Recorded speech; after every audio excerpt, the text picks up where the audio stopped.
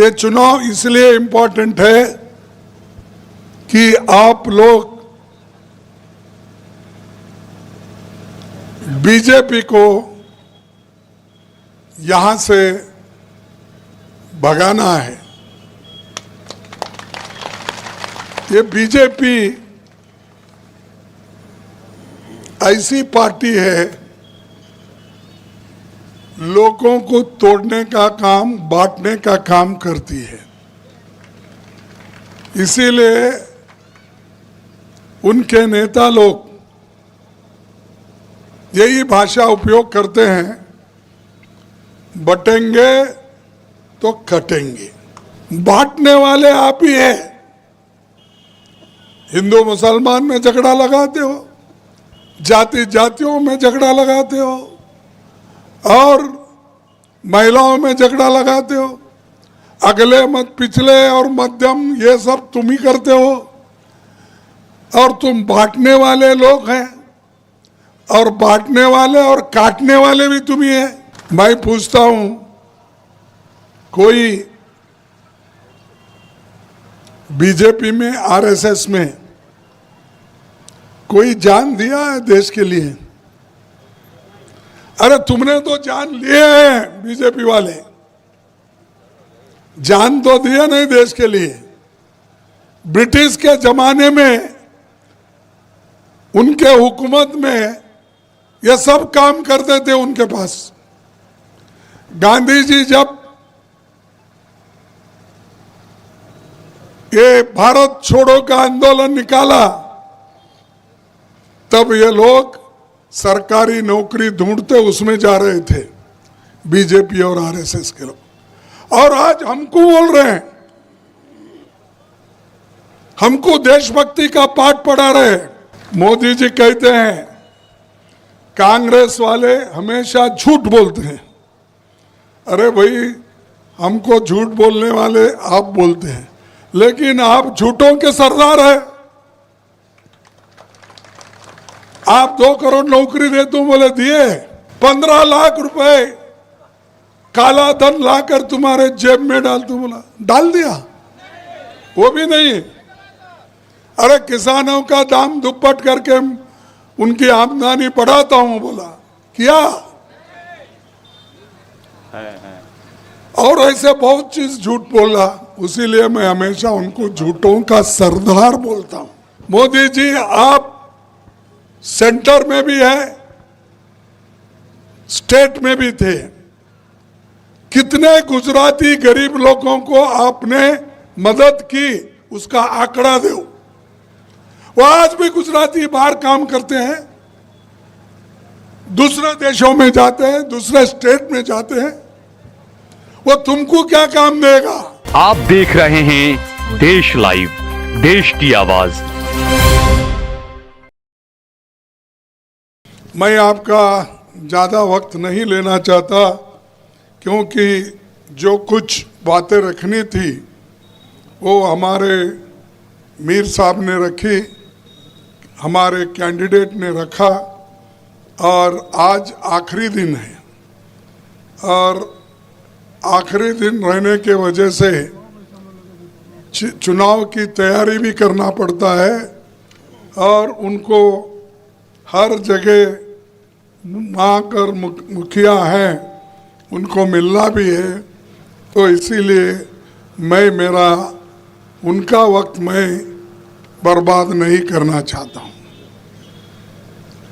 भाइयों, मैं कर्नाटक से आता हूँ और जिस एरिया में ज़्यादातर आप जानते होंगे, बेंगलोर एक मशहूर शहर है और वहाँ से हम लोग आते हैं। तो मुझे कांग्रेस प्रेसिडेंट बनने के बाद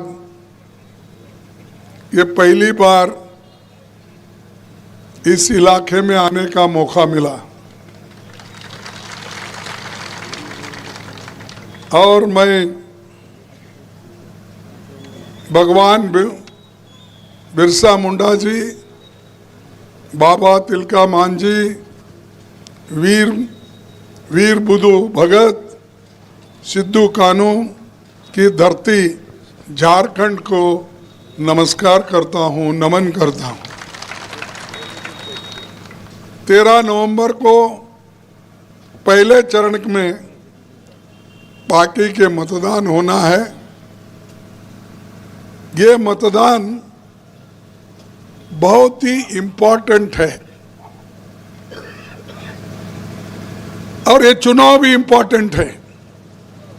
ये चुनाव इसलिए इम्पोर्टेंट है कि आप लोग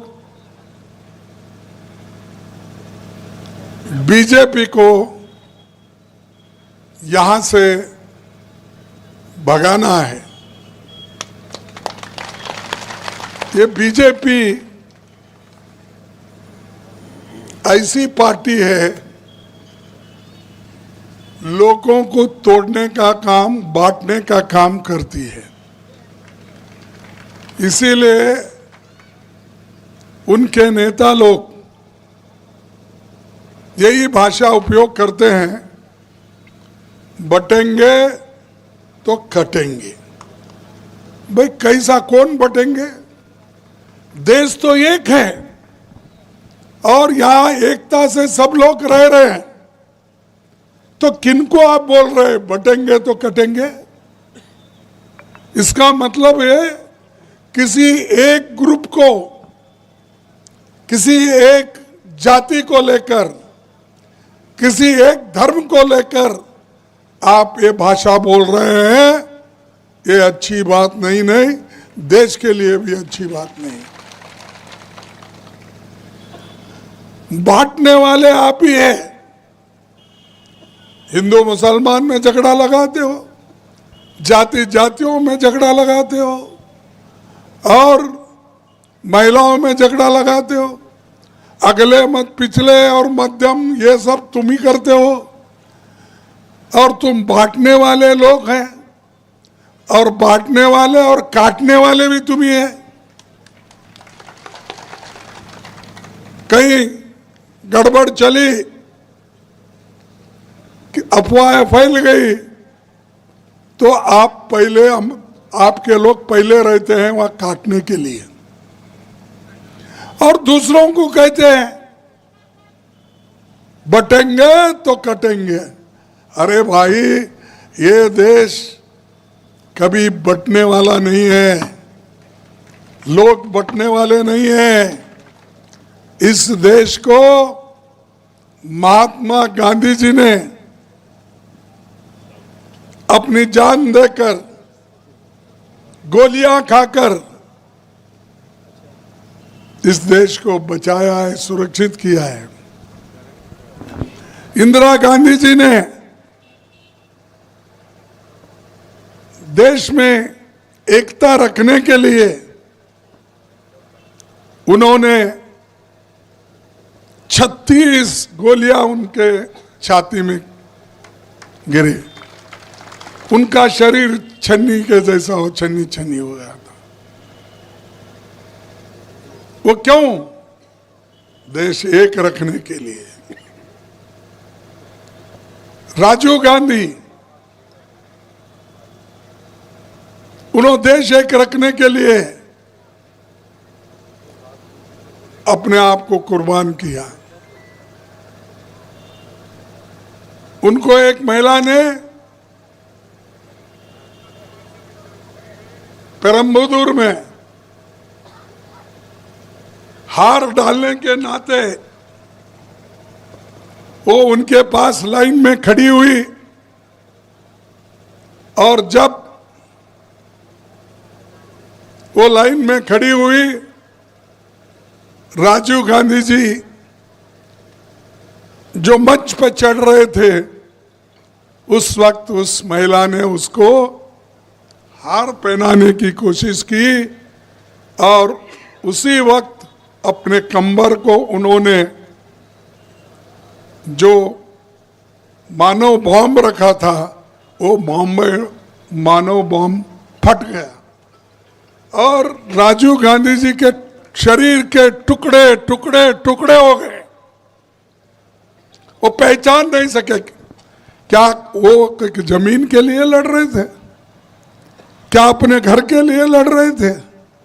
क्या अपने संपत्ति के लिए लड़ रहे थे? सिर्फ एक ही उनका उद्देश्य था, इंदिरा गांधी जी का और राहुल गांधी जी का, राजीव गांधी जी का, कि हम ये देश एक रहे, मिल के चले, मिल के संभाले, ये उनका उद्देश्य था। मैं पूछता हूं, कोई बीजेपी में, आरएसएस में कोई जान दिया है देश के लिए? अरे तुमने तो जान लिए हैं, बीजेपी वाले जान तो दिया नहीं देश के लिए। ब्रिटिश के जमाने में, उनके हुकूमत में ये सब काम करते थे उनके पास। गांधी जी जब ये भारत छोड़ो का आंदोलन निकाला, तब ये लोग सरकारी नौकरी ढूंढते उसमें जा रहे थे, बीजेपी और आरएसएस के लोग। और आज हमको बोल रहे हैं, हमको देशभक्ति का पाठ पढ़ा रहे हैं। देशभक्त तो हम हैं, कांग्रेस है, पहले से भी करते हुए आई है, आज भी वो कायम है अपने उसूलों पे। इस देश का संविधान किसने लिखा? किसने लिखा मालूम आपको? डॉक्टर बाबा साहब अम्बेडकर ने लिखा। पंडित जवाहरलाल नेहरू जी, उनको सपोर्ट करके कॉन्स्टिट्यूंट असेंबली में लाके ड्राफ्टिंग कमेटी का चेयरमैन बना के कानून मंत्री के नाते उनको ये काम सौंपा गया था। और उन्हीं के वजह से, नेहरू जी और अंबेडकर के वजह से आज इस देश का संविधान बना है। और ये संविधान बनने के बाद जब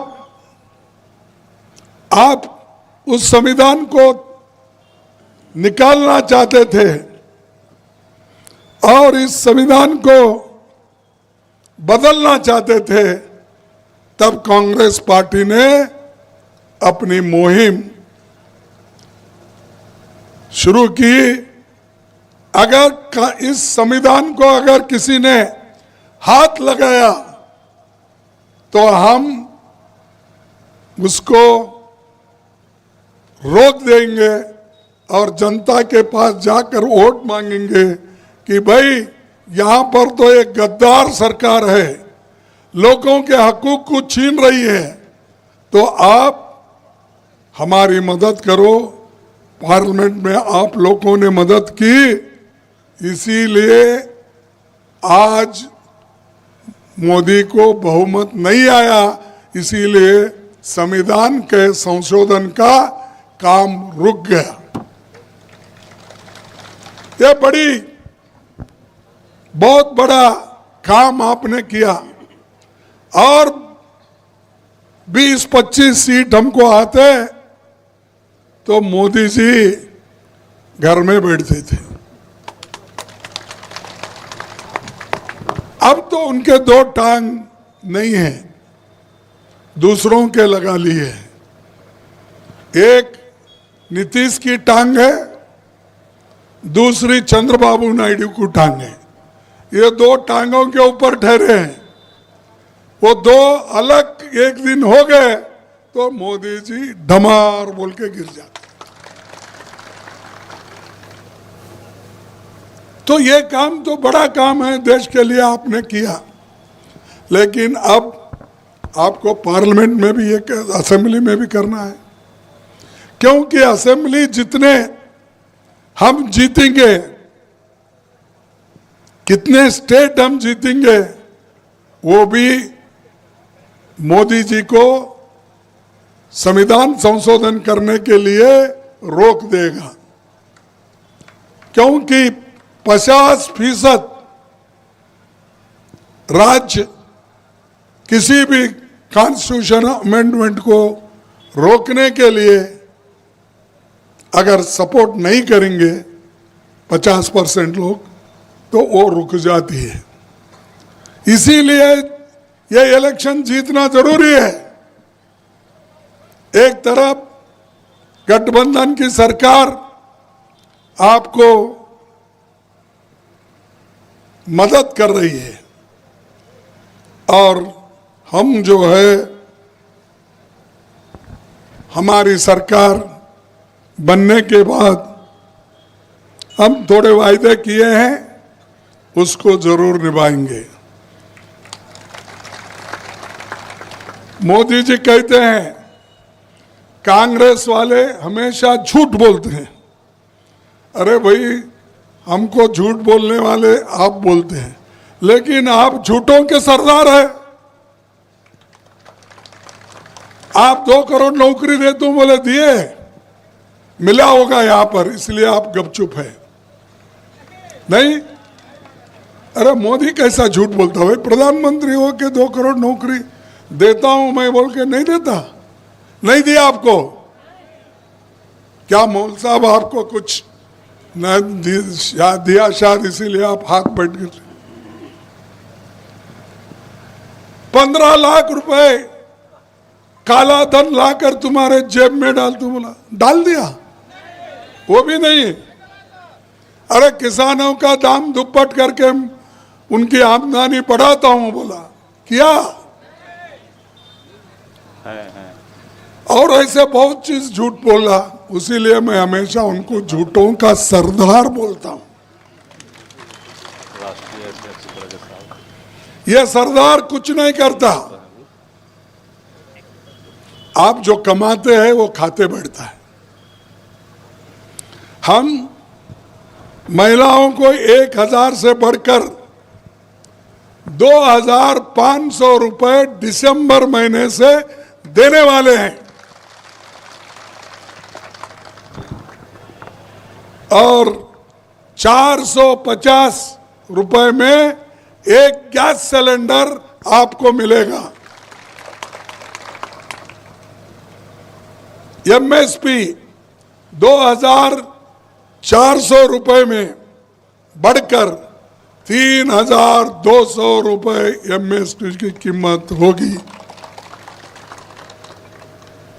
पिछड़े वर्ग के लिए अलग मंत्रालय यहां पर झारखंड में बनाएंगे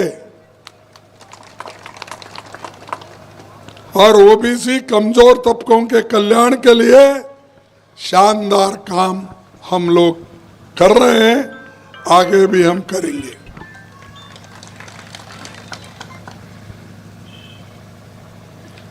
मोदी जी एक दिन नहीं 2 दिन, 11 साल से है और 13.5 साल से वो चीफ मिनिस्टर थे गुजरात के। हमको आंकड़े बताओ मोदी जी, आप सेंटर में भी है, स्टेट में भी थे, कितने गुजराती गरीब लोगों को आपने मदद की, उसका आंकड़ा दो। वो आज भी गुजराती बाहर काम करते हैं, दूसरे देशों में जाते हैं, दूसरे स्टेट में जाते हैं, वो तुमको क्या काम देगा? झारखंड वालों को काम देगा? अरे यहां तक संपत्ति तो लूट रहे, कोयला लूट रहे, मैंगनीज लूट रहे, आयरन ओर लूट रहे। ये लूटने वाली पार्टी है, इसके ऊपर भरोसा मत करो। और अमित शाह, मोदी यहां आकर बहुत बातें करते हैं, ये कांग्रेस वाले ऐसा है, ये मेरे को समझ में नहीं आता। एक चीफ मिनिस्टर होके क्यों ऐसी बातें वो करते हैं, ये मुझे आज तक नहीं मालूम हो रहा। हेमंत सोरेन ने गठबंधन की जो भी प्रोग्राम्स थे वो उन्होंने अमल में लाया और हम दोनों मिलके और आरजेडी मिलके और हाँ माले हमारे कम्युनिस्ट पार्टी के, वो हम सभी मिलके झारखंड के लिए लड़ेंगे, झारखंड के हकूक के लिए लड़ेंगे और यहाँ के लोगों की पूरी मदद करेंगे। भाइयों, ये बाहर के लोग भी बहुत आ रहे हैं यहाँ। मैं समझता हूँ 81 सीट है, 81 मंत्री आए हैं देश के सभी। कोई यूपी से आया, कोई मध्य प्रदेश से आया, कोई आसाम से आया। छत्तीसगढ़ का सीएम रोज यहीं घूम रहा है। हाँ, छत्तीसगढ़ का सीएम रोज यहीं घूम रहा है। यूपी का सीएम वो ये यूपी का चीफ मिनिस्टर तो वो माहिर है ना, वो हमेशा बोलता कटेंगे तो बटेंगे तो कटेंगे, वो करेंगे ये करेंगे। मैं उसी लिए उनको कह रहा हूँ, रिक्वेस्ट कर रहा हूँ, बाबा तुम ये बाबा का ड्रेस छोड़ दो, आप ये गेरुआ पहनने का छोड़ दो कलर, आप सफेद कपड़े पहनो, जनता की सेवा करने के लिए बाहर आओ। वो सब छोड़ के तेरा भी मेरा, मेरा भी तेरा बोले जैसा पॉलिटिक्स में गेरू कपड़े डाल के मैं साधु हूं एक तरफ बोलते हैं, मैं संत हूं एक तरफ बोलते हूं, मैं नाथ पंथ का मुखिया हूं बोलते, ये क्यों बोलते भाई? साधु है, साधु का काम करो। वो सब छोड़ के ये गेरुआ कपड़ा डाल के सबको बेवकूफ बना रहे हैं। अब वो छोड़ दो, लोग उतने बेवकूफ नहीं है, तो तुम अपने आप को जो होशियार समझ रहे, तुम खुद बेवकूफ हो। और आश्चर्य की बात है, जब मंडल आयोग आया था उस वक्त यही लोगों ने विरोध किया, सपोर्ट नहीं किया, लेकिन लालू प्रसाद हो, दूसरे नेता लोग हो, सपोर्ट करके जो प्रगति पर जो प्रोग्रेसिव आइडियाज थे, उस आइडियाज को अगर किसी ने आगे लेके गया तो एक गठबंधन के लोग आगे लेके गए। उसमें आरजेडी है, सोरेन साहब है और हमारे और माले, ये सारे लोग हैं। इनका कोई उसमें ये लोग कभी मदद नहीं करे।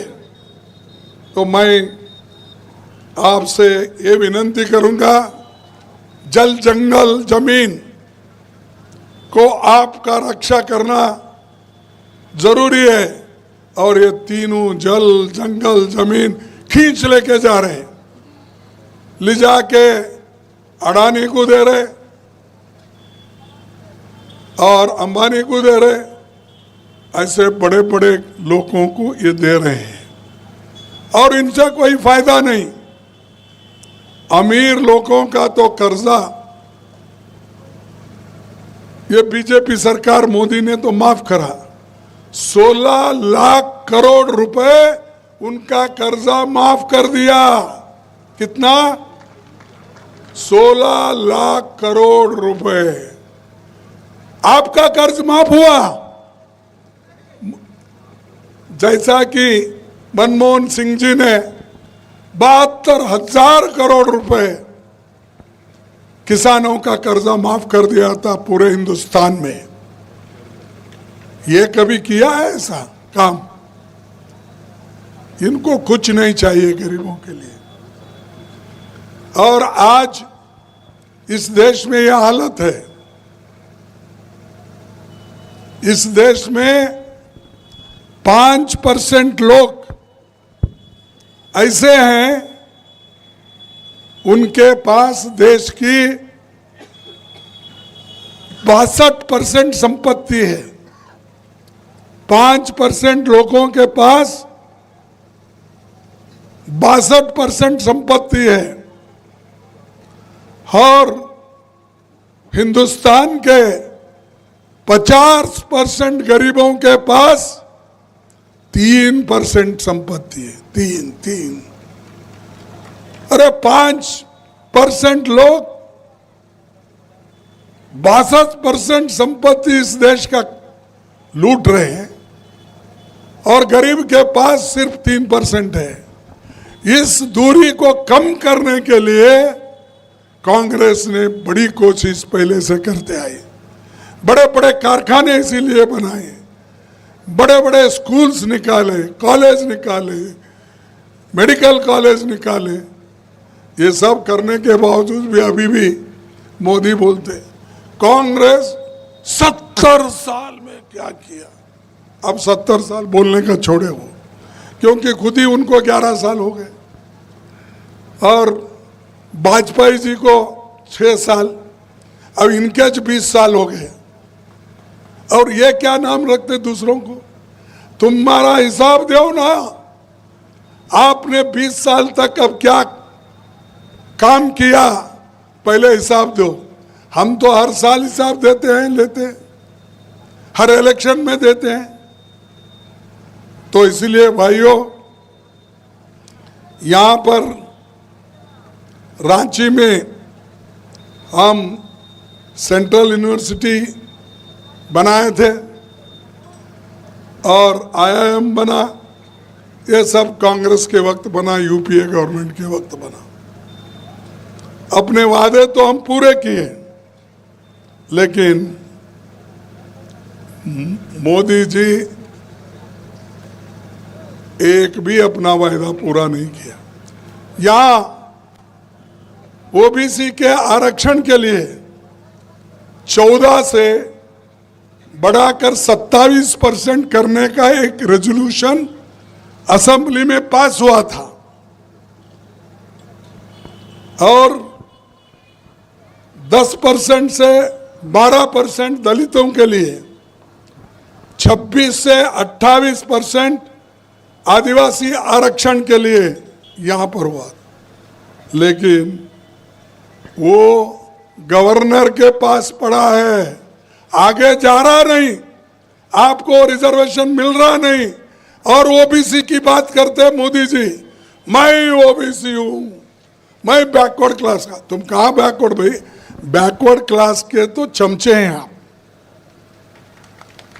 उनके खिलौना है उनके हाथ में का। और हमको बोल रहे बैकवर्ड को कहीं जाना, मैं आप में से हूं, मैं गरीब हूं। कभी वो बोलते हैं मैं रेलवे में, क्या है, हाँ, मैं रेलवे में चाय बेचता था। आप लोगों को ये याद नहीं? उन्होंने वोट लेते वक्त ये सब बोले थे, याद है? कहाँ याद है? कुछ आपकी आवाज ही नहीं है।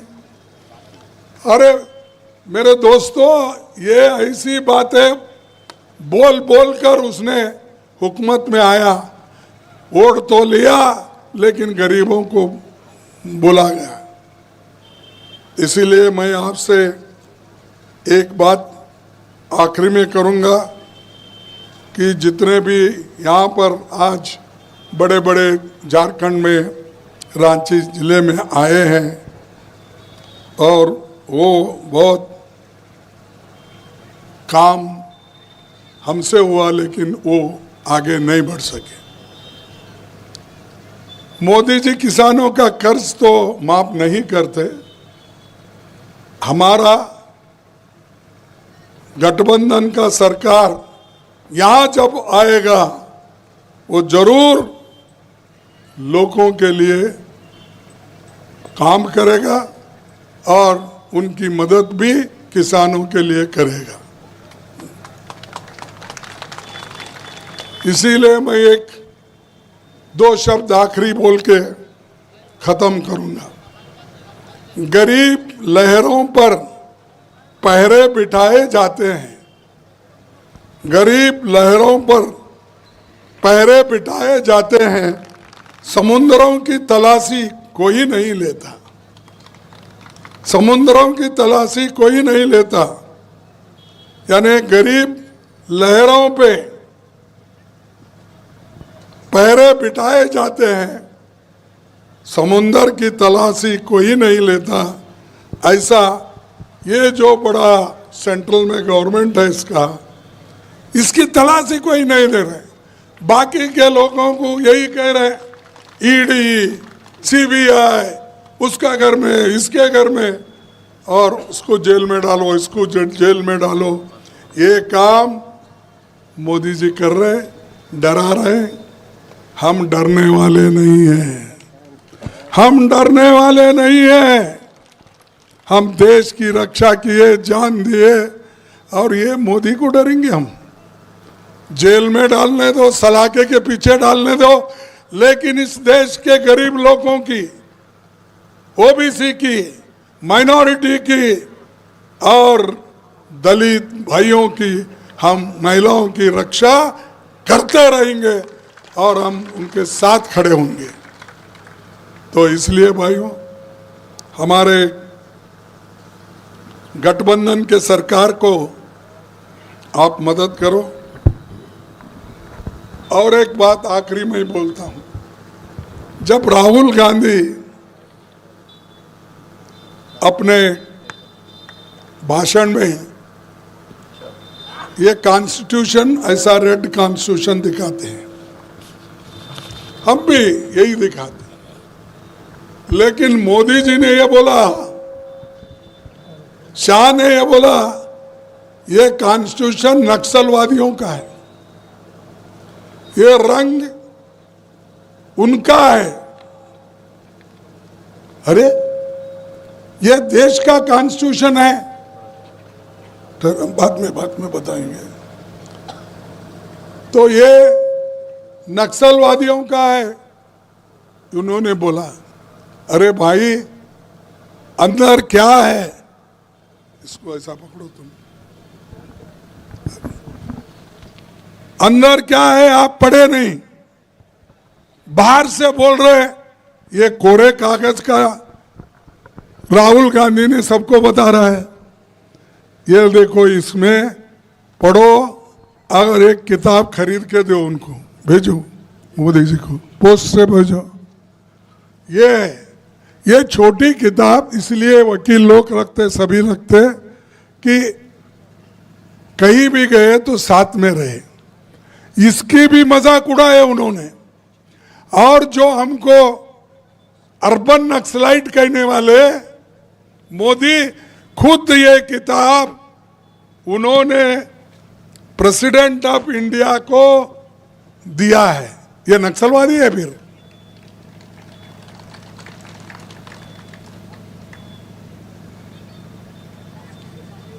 देखिए, ये जो कोविंद जी को प्रेजेंट कर रहे हैं लाल किताब, यही किताब, और हमको बोलते हैं ये नक्सलाइट्स की रंग है, उनकी रंग।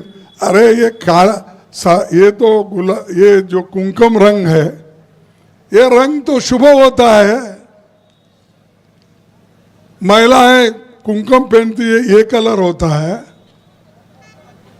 सिंदूर, अपने क्या कहेंगे, आपके पास क्या कहते हैं, हाँ, मांगल, ये अपने औरतें पूरे उसी से भर देते हैं सिंदूर से।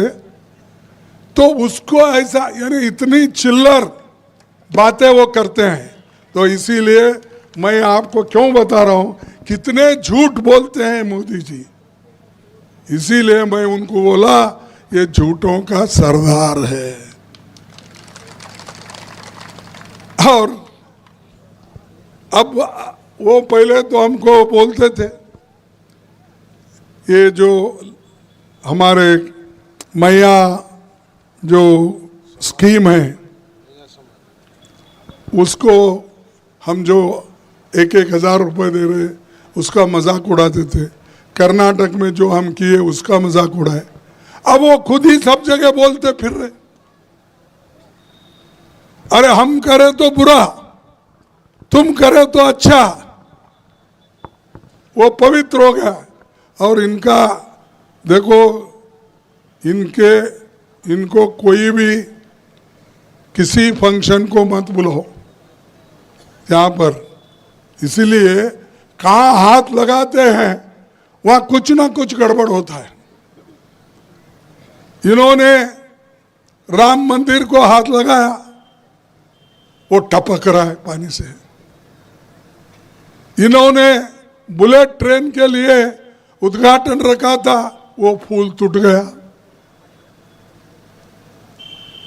ऐसे बहुत से चीजें हैं।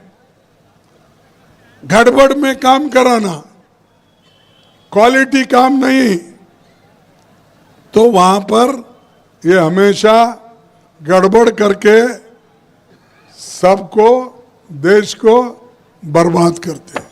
तो इसलिए मैं ज़्यादा न बोलते हुए मैं इतना ही कहूँगा कि बीजेपी को हटाओ और गठबंधन सरकार को लाओ। अगर आपके पास छोटी मोटी कोई डिफरेंसेस है वो निकाल लो, क्योंकि लड़ने के लिए एक पार्टी होना चाहिए। पार्टी से ही आप लड़ सकते हैं। एक व्यक्ति सरकार बदल नहीं सकता, एक व्यक्ति कुछ खराब कर सकता है, लेकिन सरकार लाने के लिए, बदलने के लिए नहीं होता। इसलिए मैं आपको अपील करता हूं, रिक्वेस्ट करता हूं, आप हमारे लाल सिंह को चुन के लाओ। इनका निशान, इनका निशान, इनका निशान पंजे को ओढ़ दो, लाओ। आप सब देंगे, हाथ उठाइए, चुन के लाएंगे, चुन के लाएंगे। अरे पीछे के लोग बोलो भाई। तो धन्यवाद आपको, नमस्कार, फिर मिलेंगे।